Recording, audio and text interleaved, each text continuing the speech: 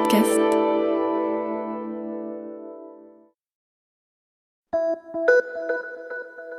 Salut, c'est Clara de Lina. Cette semaine, dans La vie d'avant, je vous emmène à la rencontre de Diana Moreno et Rex Borman, couple à la ville comme au cirque. On est en 1997 et après une carrière de trapéziste brisée par un grave accident, ils ont dû réinventer leur vie. Alors que le cirque contemporain fait son apparition, Diana et Rex restent attachés au cirque traditionnel, avec des mises en scène particulièrement spectaculaires et sensationnelles. Le couple, toujours très amoureux, a follement aimé donner ses spectacles faits de sauts périlleux et de figures qui donnent la chair de poule. Le danger fait vraiment partie de leur histoire d'amour. Sur votre caravane, là, on peut lire Diana Moreno et Borman. Alors que d'habitude, on dit toujours Zavata, Bouglione, qu'est-ce qu'on dit encore, Grus. Mais vous avez vos deux noms. Parce qu'on est deux identités différentes. Il y a moi et il y a mon mari. Donc on est deux à avoir fabriqué ce cirque, à prendre la suite d'une génération. Et donc lui, il est arrivé, c'est bien de mettre les deux noms. Et nos enfants se retrouvent dans les deux noms. C'est comme ça. Et moi, je trouve que c'est bien. Diana Moreno Borman, moi je suis le fondateur de mon cirque et par respect, par souvenir de son grand-père, on a tenu à garder le nom de Moreno. Nous avons monté notre cirque ensemble il y a 21 ans. Et est-ce que vous étiez dans le cirque, vous, au départ, Rex Borman ? Bien sûr, moi je suis dans le cirque depuis l'âge de 14 ans, j'en ai 56, donc ça date pas d'aujourd'hui. J'ai connu mon épouse parce que moi je faisais ce qu'on appelait les engagements, j'étais artiste. Au départ, j'étais gymnaste de compétition et grâce à cette acrobatie, j'ai réussi à monter des numéros de cirque. J'avais le cirque en passion, je suis pas venu au cirque par hasard, j'ai voulu y venir. Vous êtes de quel endroit ? Je suis né de père breton, de mère écossaise, mon vrai nom c'est Bernard Renault. Voilà, j'ai gardé les initiales, Rex Borman, qui sonne un petit peu plus, quoi. Ah, c'est plus exotique, surtout. Hein. Voilà, je suis né à Nantes. Voilà. Et alors, vous, comment vous avez commencé à faire du trapèze, tous les deux ? Tout simplement parce que il a été trapéziste, moi aussi. Vous étiez trapéziste avant de le rencontrer ? Oui, bien Je sûr. croyais dans les tigres. Oui, mais moi aussi j'ai un petit peu touché à tout, vous savez, au trapèze, un petit peu au tigre, un petit peu au lion, un petit peu au fil. Ma spécialité c'était le fil, je veux dire.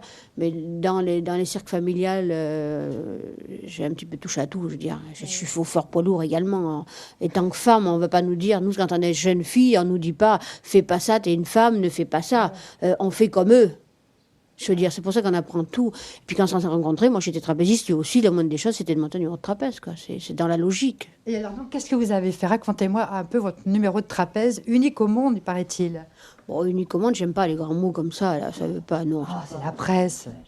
Oui, bon, c'était si vous voulez, ça ressemble étrangement au numéro des Clérances, ou les Dinah, à l'époque, hein. Les anciens, ça s'en rappelleront. Et puis Ils sont morts. Oui, il y en a, un des Clérances est mort au saut de la mort, il est tombé au Gaumont. Et l'autre, un des Dinah, est tombé aussi suite à une corde en mauvais état. Hein, ils sont morts. Et il est resté paralysé, puis finalement, il est mort rapidement après. Mais enfin, donc, on a remonté le numéro d'éclairance à 2. C'est-à-dire le saut de la mort. Il n'y avait pas que le saut de la mort, il y avait quand même des ballons, des remontées, des lâchers, des ciseaux, des pirouettes, croix de fer.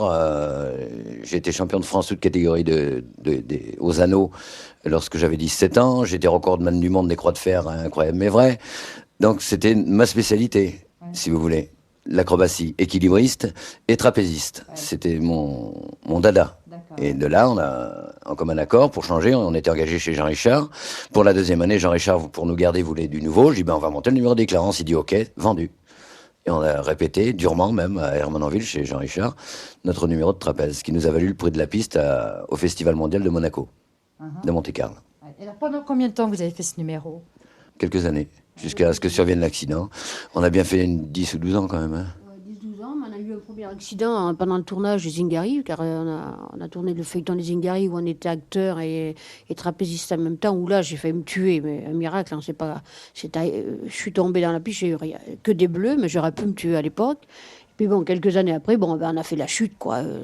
Quand on fait un métier comme ça, ça arrive et puis c'est tout. Moi j'ai eu donc la jambe arrachée, lui le col du fémur cassé, quoi. Et c'est là où ça a fait l'arrêt complet. Quand vous faisiez le saut de la mort tous les deux, est-ce que vous pensiez à l'accident, Diana ? Oui, l'accident, oui, mais pas la mort. L'accident, oui, ça peut arriver, ça c'est sûr. Mais la mort, non. Parce qu'on est... Puis même, on n'y pensait pas, je dis des bêtises, là, parce qu'on était tellement pris dans le jeu, au spectacle... Je suis tellement dans le jeu. Concentration, il y a des moments où on pensait même faire l'amour là-haut. Alors, vous n'avez pas peur de la mort. Mais si je vous le dis, souvent les Oui, dire. parce que j'avais au départ, lorsque j'étais dans ma chaise à porteur, si vous voulez, c'est un peu sur mon cadre, donc je lui prenais les mains pour qu'elle parte en arrière, j'avais son fessier à 2 cm de ma figure. Alors des fois, ça donnait des idées quand même. Hein. Alors évidemment, on n'allait pas faire ça en public, mais ça donne des idées. Donc c'était assez érotique votre histoire. Tout à fait, mais il n'y a pas de mal à se faire du bien, c'est bien connu. Non, mais vous étiez à quelle hauteur 7 mètres. 7 mètres.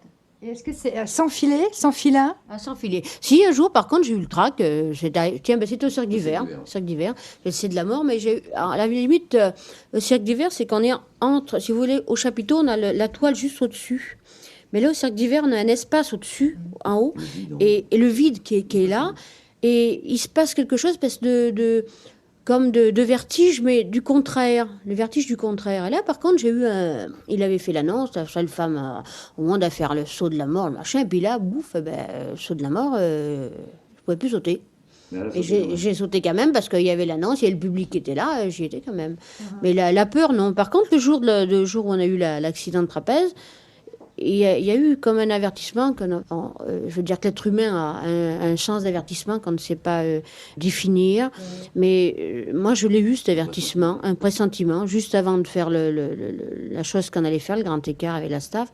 Je lui ai dit à lui, j'ai quelque chose, je sens quelque chose, je ne sais pas.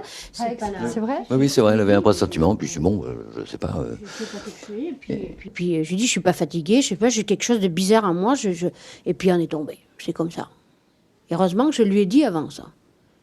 Avant de sauter, avant de le faire, je lui ai dit. Et l'accident est arrivé. C'est assez curieux, c'est comme ça. Mais par contre, non, pas la peur de la mort, puisque même j'avais envie de remonter, moi, après l'accident. J'ai essayé de remonter là-haut. Donc, il n'y en a pas peur, c'est pas vrai. C'est pas... Et de là, non. Moi, j'ai eu le col de fémur cassé, mon épouse la jambe arrachée, comme vous le savez. Et puis, le col de fémur cassé, ça fait très mal dans tout le ventre, tout autour. Très douloureux. J'ai une peur d'être impuissant. Et comme on était tous les deux dans le même hôpital, dans la même chambre, c'est de là qu'on a fait Katia. Et donc j'ai vu que j'étais pas impuissant.